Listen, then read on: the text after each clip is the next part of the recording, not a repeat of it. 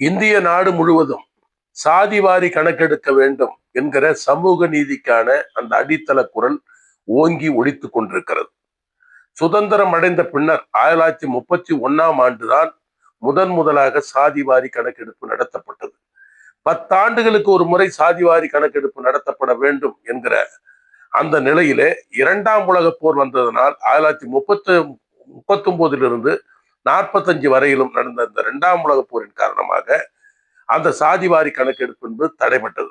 அதன் பிறகு விடுதலைக்கு பின்னர் 1951ஆம் ஆண்டு எஸ்சி எஸ்டி மக்களுக்கு மட்டும் சாதிவாரி கணக்கெடுப்பு நடத்தப்பட்டது.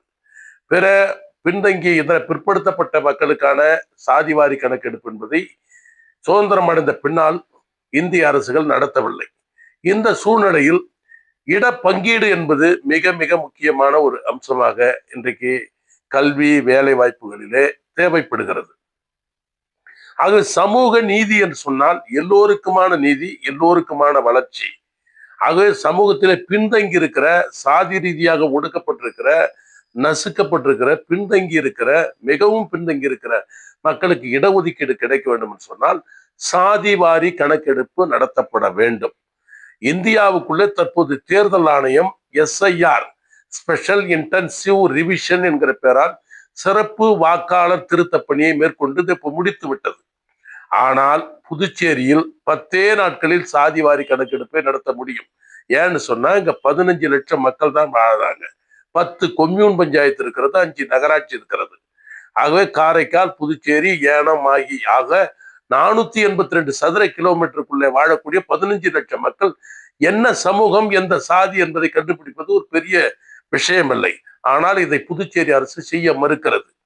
கோடிக்கணக்கான மக்கள் வாழக்கூடிய பீகார், மகாராஷ்டிரா, கர்நாடகா, தெலுங்கானா, அஸ்ஸாம், ஜார்க்கண்ட், சத்தீஸ்கர் போன்ற மாநிலங்களில் மிக சிறப்பாக இந்த சாதிவாரி கணக்கெடுப்பு நடத்தப்பட்டிருக்கிறது.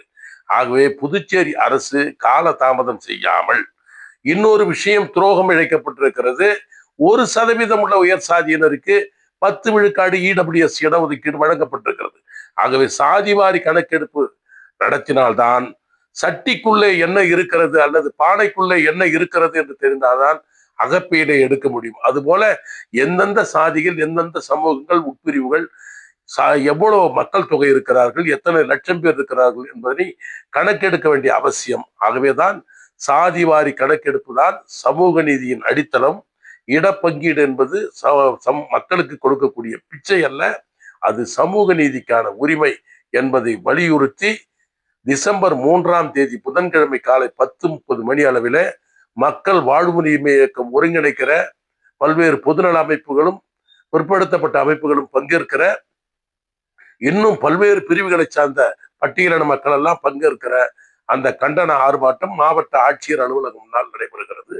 புதுச்சேரி அரசு விரைவாக இந்த சாதிவாரி கணக்கெடுப்பை எப்படி எஸ்ஐஆருக்கு எடுத்தார்களோ அதே போல உடனடியாக நடத்த முடியும், எடுக்க முடியும், எடுக்க வேண்டும் என்பதை வலியுறுத்துகிறோம்.